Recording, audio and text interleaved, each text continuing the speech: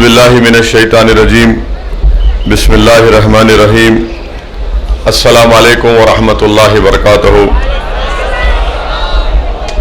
आज के इस जनसभा के कन्वीनर व सदर मेरे भाई जनाब हाजी आसिफ साहब, मंच पर बैठे जनाब बाबू खां साहब, सलीम नागौरी साहब, हरजी राम मेघवाल जी साहब, शहर खाजी मदनी साहब, भौरी खां साहब, शाकिर खां साहब, बाबू खान साहब,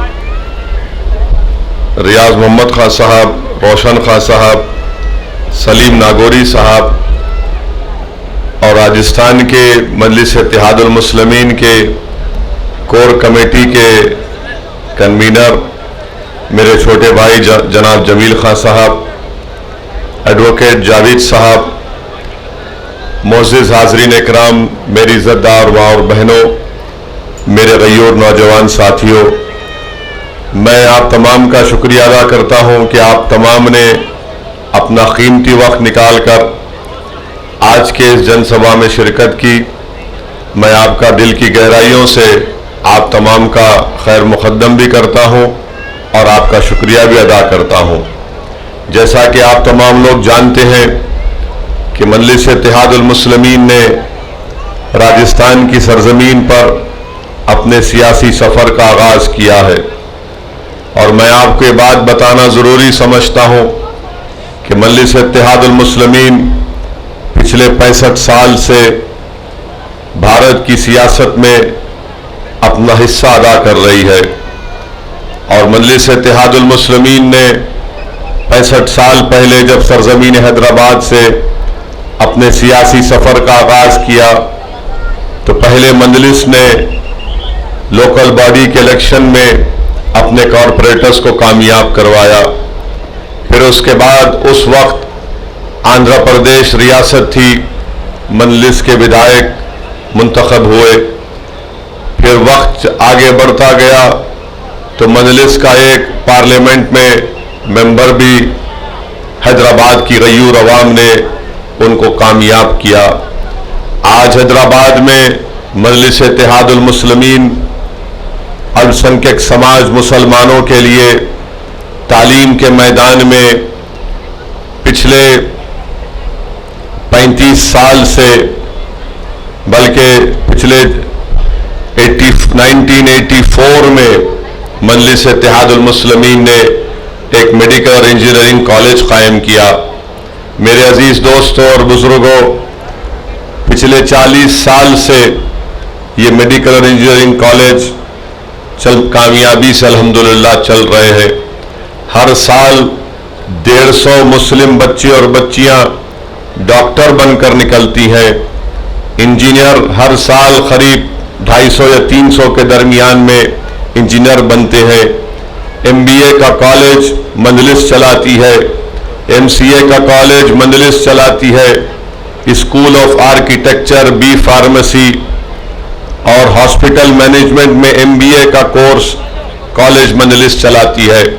तो तालीम के मैदान में सरजमीन दखन पर बसने वाले मुसलमानों के लिए मजलिस इत्तेहादुल मुस्लिमीन के मरूम कायद सुल्तान सलाहुद्दीन ओवैसी ने इन तालीमी इदारों को कायम किया और साथ ही साथ मजलिस इत्तेहादुल मुस्लिमीन हैदराबाद में 2 बड़े अस्पताल भी चलाती है।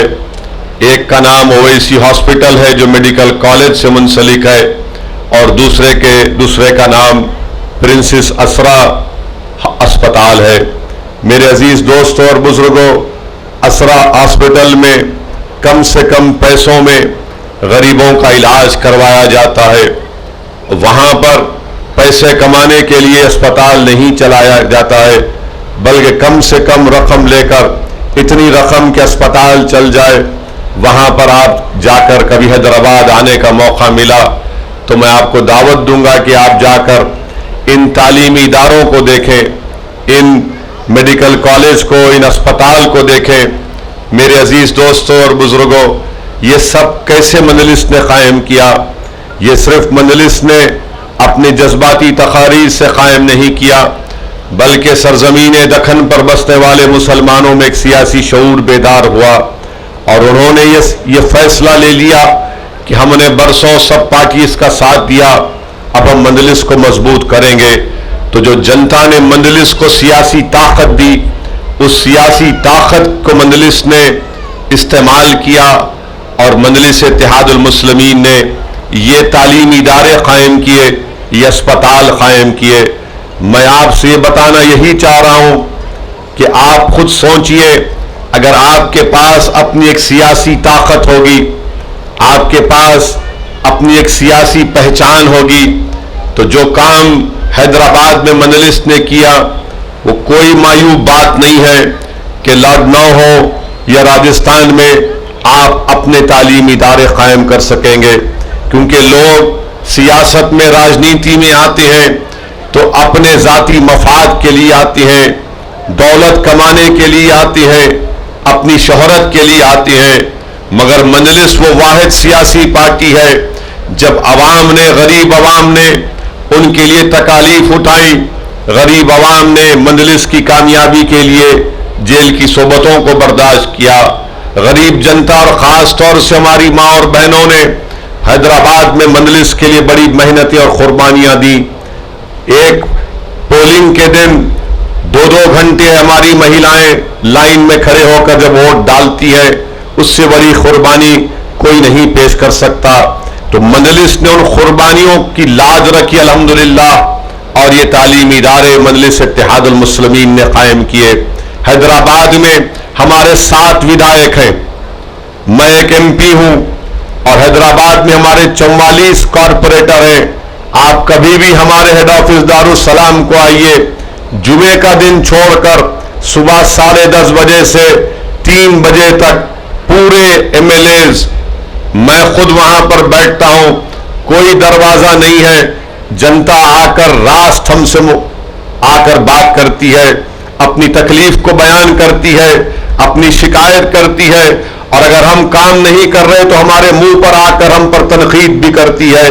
हम उनका काम करते हैं। कोई भी सियासी पार्टी के दफ्तर में इस तरह का इंतजाम नहीं है कि अवाम और जनता का दरबार हफ्ते में 6 दिन लगता है, सुबह 10:30 बजे से दोपहर में करीब 2:30-3 बजे तक, जिसका की तकलीफ होती है। अगर हमसे वो उनकी मदद हो सकती है तो हम फौरन उनका काम कर देते हैं।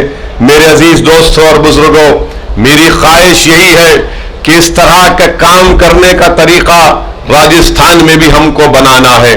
और अगर आप लोग मुत्तहिद हो जाएंगे, अगर आप मुत्तहिदा तौर पर अपना एक वोट मजलिस के हक में इस्तेमाल करेंगे, तो मैं आपसे वादा कर रहा हूं कि हम सत्ता अपनी अना के लिए या अपनी इज्जत में इजाफा करने के लिए हम चुनाव नहीं लड़ते। हम चुनाव लड़ते हैं कि जब सत्ता या हमारा विधायक बनेगा वो जनता को ताकतवर बनाएगा। आज आप देखते हैं कि भारत की राजनीति में जितने पॉलिटिशियन, जितने राजनेता आते हैं, वो अपने आप को मजबूत और ताकतवर बनाते हैं और जनता को कमजोर बना देते हैं। हमारा काम करने का तरीका यही है कि आप सियासी ताकत हासिल करो, और उस सियासी ताकत को हासिल करने के बाद आप जनता के लिए गरीबों की खिदमत करिए। जब हम अपने दारुस्सलाम में, अपने हेड ऑफिस में बैठते हैं तो ये नहीं देखते कि कौन किस समुदाय का है, कौन मुसलमान है, कौन हिंदू है, कौन दलित है, हर कोई आता है। बल्कि भाजपा के कई लोग हमारे दफ्तर को आकर हमसे काम लेते हैं, मगर हम कभी भी उनसे ये नहीं कहते कि तुम भाजपा का रहकर हमारे पास क्यों काम लेकर आए हो। हम ये कहते हैं कि अल्हम्दुलिल्लाह तुम हमारे दफ्तर को आए हो, ये कहकर तुम समझ कर आए हो कि तुम्हारा काम होता है। यही हमारी सबसे बड़ी कामयाबी है।